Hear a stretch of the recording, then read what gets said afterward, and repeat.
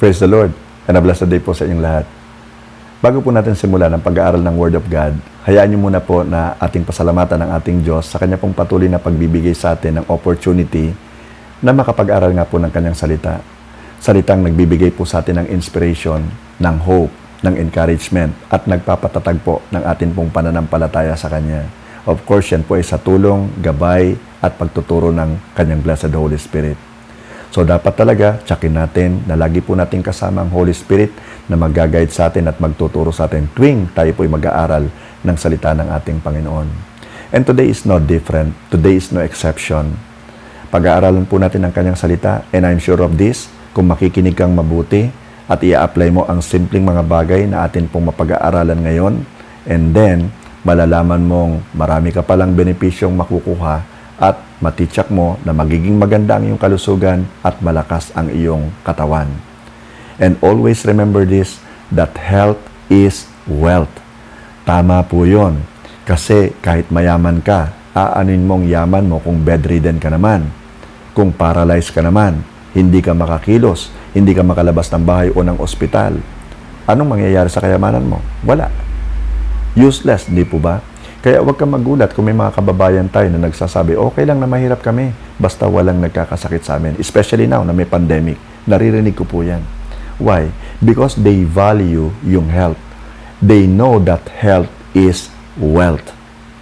At ito pa po, ang bodies natin, alam natin ay templo na ng Holy Spirit. Ito'y nangyari nung moment na tinanggap po natin si Jesus bilang ating Panginoon at tagapagligtas ng ating buhay. Nagdwell na sa atin ang Holy Spirit. Ginawa na tayong templo ng Holy Spirit. Yan po ay makikita natin sa aklat ng 1 Corinthians chapter 6 verses 19 and 20, kung saan sinulat po ni Paul sa mga Christian sa Corinth ang mga salitang ito. Do you not know that your bodies are temples of the Holy Spirit, who is in you, whom you have received from God? You are not your own. You have been bought at a price. Therefore, honor God with your bodies. Ang Diyos po magpapala sa Kanya pong buhay at makapangyarihang salita. So dito po sa mga verses na ito, ipinapaalala po ni Apostle Paul sa mga Christians na taga-Corinth na ang bodies nila ay temples ng Holy Spirit. That they were bought at a price, at ang price po na ito ay walang iba kung hindi yung pure na blood ni Jesus Christ that was shed at the cross of Calvary. Hindi po ng silver, hindi po ng gold ang ipinambili. Kaya ang sabi po ng Diyos, honor God with your bodies. And I'm sure you will agree with me na yung Bible po ay timeless. It is not a book that is bound by time. What I mean to say is this. Nung sinabi po ni Paul sa mga Christians sa Corinth, na yung bodies nila ay temple of the Holy Spirit, hindi lang po ito applicable sa kanila nung time nila Paul. Applicable din po ito sa ating times ngayon, sa ating pong mga buhay, kung tayo po'y sumasampalataya sa ating Panginoong Hesus, na ang bodies po natin ay temples na ng Holy Spirit. So, this means to say na binibigyan ng value, ng worth, ng pagpapahalaga ng Lord ang ating pong mga katawan. Kaya nga po, He chose and decided to live inside our mortal bodies. Imagine mo yon, di ba? So, dapat tayo din, pagpahalagahan din natin, pakaingatan natin, at protektahan natin ang katawang ito na pinananahanan ng Holy Spirit mula sa mga sakit, karamdaman, at maging sa COVID-19. Amen po ba? Kaya kapatid, kung gusto mong manatiling healthy ang body mo, tama ang timbang mo, meaning hindi overweight, hindi ka underweight, at gusto mo talagang maging maganda lagi ang pakiramdam mo, kailangan makinig kang mabuti at i-apply mo ang simple health tips na ito. Okay?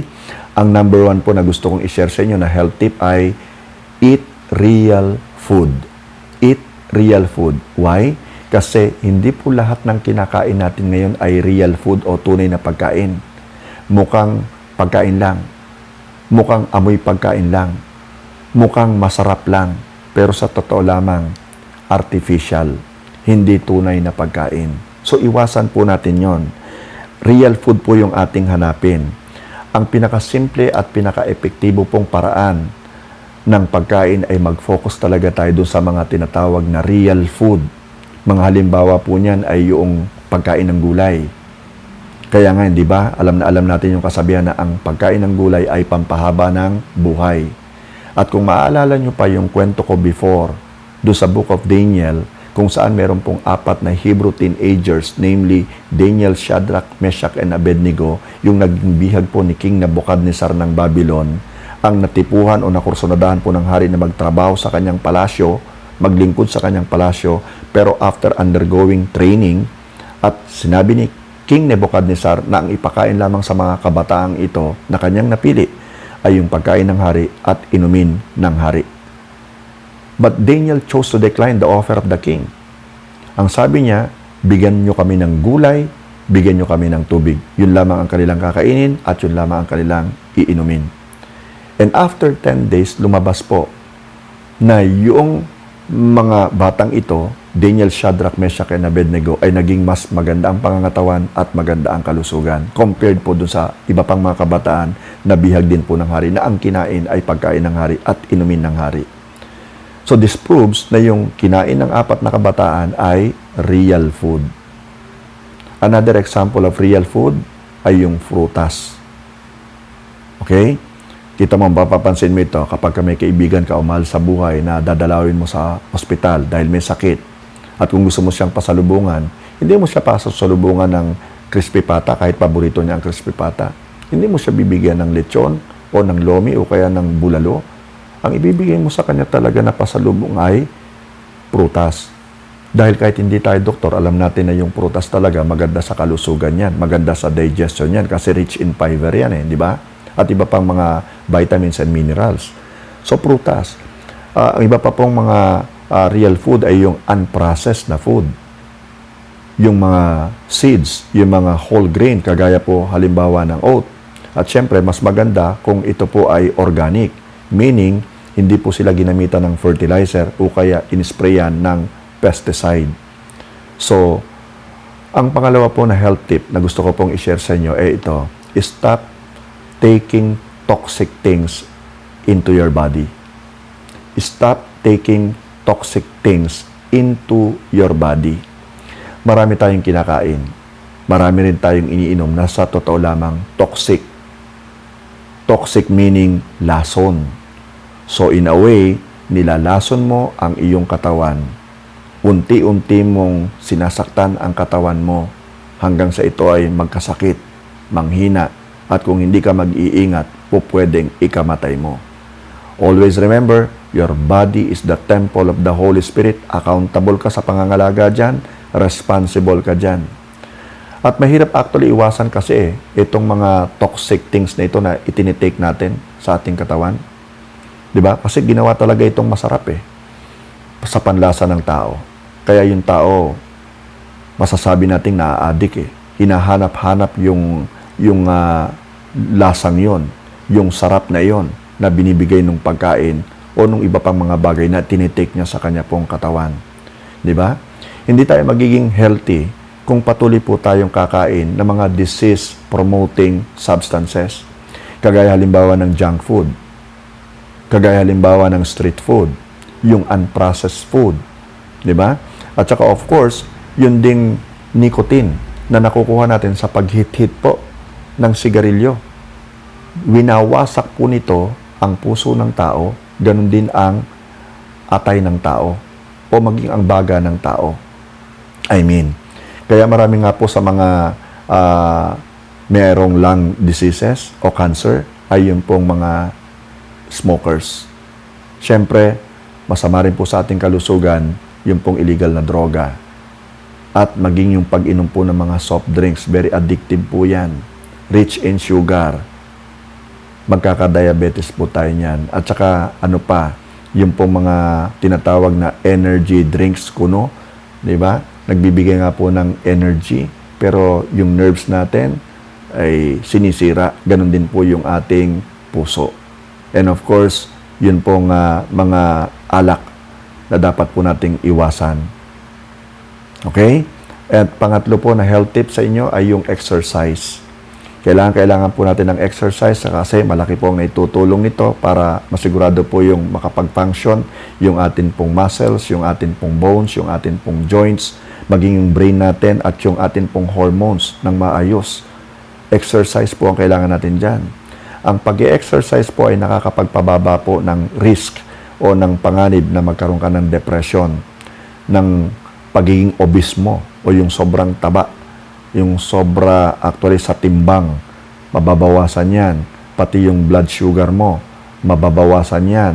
Pati yung type 2 diabetes mo, malaking may tutulong ng pag-exercise. And of course, sa mga heart diseases, Alzheimer's diseases, at saka yung paglo-lower ng bad cholesterol natin. Exercise po ang magandang isama natin dyan. Hindi po sapat yung kakain tayo ng real food lamang, kahit hindi tayo mag-take ng mga toxic things sa atin pong katawan, pero hindi naman po tayo nag-exercise, ay hindi pa rin po magiging ganap na magiging malusog ang ating katawan. So, napakahalaga po ng pag-exercise. So, suma total, ini-improve po talaga ng pag-exercise natin yung function ng atin pong buong katawan. Ang pang-apat po na health tips na gusto kong i-share sa inyo, getting quality sleep. Gaano ka katagal natutulog? Nakakatulog ka ba ng 8 hours or 6 hours at least? Kung hindi, kailangan mo talagang matulog ng ayos, ng tama, para maging well-rested yung katawan mo, para meron ka pang energy sa susunod na araw. Di ba? Hindi yung pagkulang ka sa tulog, medyo nahihilo ka, medyo mabigat ang pakiramdam mo, hindi ka makakapag-isip ng ayos, makakapag-decide ng ayos.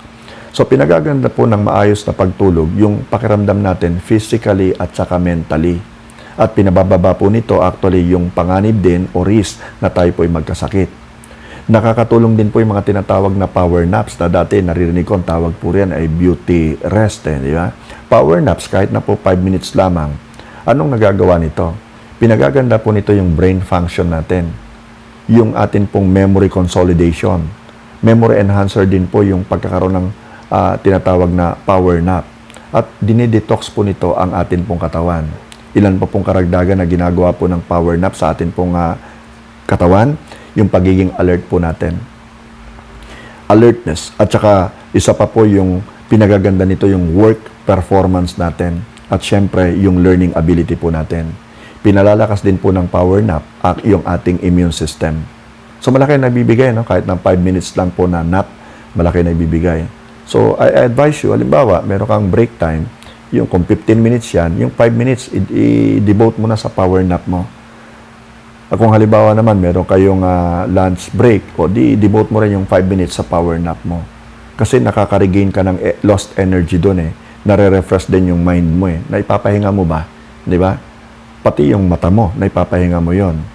Ang panglima po na health tips ko sa inyo, yung avoid stress. Iwasan po natin yung stress. Kung ikaw ay napapalibutan ng mga stressful people o ang mga gusto mo laging kasama yung mga stressful people, medyo i-avoid mo na. Kasi mamaya-maya, ganun ka na rin eh. Maging very stressful na rin yung buhay mo eh. Always remember that you are so blessed because you are the child of the King to be stressed. Okay? Avoid niyo yun, yung mga stressful na situation. So, yung stress kasi, pag lagi mo itong nararanasan, ito ay sure way eh. Ng disaster. Ang stress ay pwedeng mauwi sa depression at syempre nakakasira talaga ito sa kalusugan, magkakasakit ka kagad kapag ka ikaw ay depressed na. Bagsak kasi ang immune system mo dyan eh. Ngayon, para mabawasan natin yung stress, anong dapat natin gawin? Ang isa po yung mag-exercise tayo.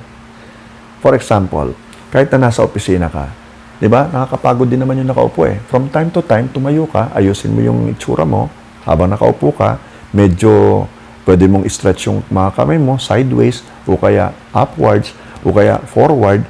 Medyo mag-stretching ka ng konti. Habang nakatingin ka rin sa ginagawa mo, habang nire-review mo yung ginagawa mo, nakakapagpahinga ka, naayos yung blood circulation mo.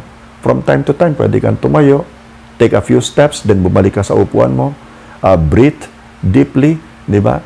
At medyo galaw-galawin mo yung katawan mo. Pati yung leg mo o yung ulo mo, pwede mong i-turn sa right, sa left, sa upwards, downwards, pwede mong iikot ng ganon, kahit hindi naman matagal, di ba? Tapos, nakapagpahinga ka na, nakapag-exercise ka pa, magtrabaho ka ulit. So, hindi reason na nasa opisina ka, hindi ka makakapag-exercise. Hindi ka makakapag-take ng power nap. Ganon din kapag ka na sa eskwela tayo. O kung saan man tayo naroroon, kahit nasa bahay po tayo. So, tandaan natin mabuti yon, yung pag-exercise, ang isa, pati yung walking. It's also a form of exercise, di ba? Pero mas magandang mag-walking dun sa medyo mapunong lugar kasi mas presko doon. And at the same time, malaki o maraming negative ion doon na ma-absorb ng katawan mo, na magre-re-energize sa'yo. Mas magiging maganda rin yung thinking mo doon. Mas magiging creative ka sa pag-iisip. Mag-practice ka nga ng deep breathing. Napakahalaga nun, di ba? Minsan kasi kapag nakafocus tayo sa trabaho aywan ko sa inyo ako nagsasalita para sa akin hindi ko alam kung nararanasan nyo ito pero habang nakafocus ka talaga sa trabaho mo, ay minsan mapapansin mo na lang, mababaw pala o shallow yung paghinga mo. Kailangan talaga deep. Minsan nga kapag ka talagang tutok na tutok ka, nakakalimutan mo, hindi ka pinipigilan mo pala yung hininga mo Hanggang sa mamaya ay huhugot ka na lang ng hinga. Di ba? Kailangan i-practice natin talaga yung deep breathing techniques. Kasi nakakatulong to para sa kalusugan po ng ating puso. Pati yung pagpapump in at pump out po ng dugo sa ating heart, malaking bagay po yon. Pati yung kalakasan ng ating pong lungs o baga, malaki po na itutulong ng deep breathing techniques na yan. Inhale, exhale. Di ba? Gawin po natin yon. At syempre pa, ito ang mahalaga, yung prayer. Huwag natin kakalimutan yan. Ipanalangin natin sa Diyos yung atin po mga pinagdadaanan, ang mga challenges natin, yung mga kabigatan po natin. Idulog natin sa Panginoon. Yun naman ang gusto niya. Di ba sabi ni Jesus, "Come to me all you who are weary and heavy laden, and I will give you rest." Para hindi ka maging stress, mag-rest ka. Mag-rest ka sa Panginoon through prayer. Siya kasi yung source ng ating energy. Siya yung source ng ating strength So, pag nagpe-pray ka, kumokonek ka sa charger mo Di ba? Sa power source mo So, in effect, nababawasan o nawawala yung stress mo. Napapahinga ka. Siyempre, ang maganda rin, yung magbasa ka ng Bible and meditate on it. Pag nagme-meditate ka kasi, nawawala yung isipan mo sa mga negative things na nakaka-stress sa'yo. At napapaganda ngayon yung takbo ng isip mo hanggang sa mamaya, okay ka na ulit. Continue to read the Bible and meditate on the Bible. Di ba? Now, being healthy takes time and you need to stick with it for life. Kailangan. Hindi to minsanan lamang. Hindi to tuwing buwan lamang ng July kung saan ginaganap yung Nutrition Month. Hindi. Dapat ito maging habit natin. Day in and day out. Year in and year out. Dapat gawin po natin itong 5 simple health tips na ito. And for sure, magiging maayos po ang ating kalusugan. Magiging malayo po tayo sa sakit at karamdaman. Lalakas ang ating immune system. Magiging energetic po tayo. Alive, alert, active po tayo. Maganda yung ating disposition. Maganda yung ating mga decision makings na magagawa. So I hope you have learned something sa atin pong pinag-aralan today. Tayo po yung mag-pray na. Heavenly Father, kami po ay lumalapit at nagpapasalamat po sa iyo sa mga simple na bagay po na itinuro mo sa amin ngayon na magiging pakinabang po ng aming pong physical bodies na temple po ng iyong Holy Spirit. Lord, salamat sapagkat tinuturoan mo kaming pangalagaan ito at i-appreciate namin, O Lord, yung fact, O God, that you are living inside our mortal bodies. And who are we, Panginoon? We know that we are undeserving, unworthy, Panginoon, pero still, you made us worthy because of what Jesus did at the cross of Calvary. Maraming salamat po, Ama. Dalangin nga po namin, O Diyos, magamit mo ang aming katawan na ito para mag-glorify ang pangalan mo, ma-bless ang ibang tao through our lives, Panginoon. Yung amin pong strength, magamit namin just to please you and to be a blessing to others. Salamat po. Sa iyo po namin ibinabalik ang papuri at pasasalamat sa pangalan ni Jesus. Amen and amen. May the Lord bless you and keep you. May the Lord make His face to shine upon you. May the Lord be gracious unto you. And may the Lord turn His face toward you and give you peace. Shalom. Kapatid, keep safe, stay strong in the Lord and in the power of His might. God bless you all.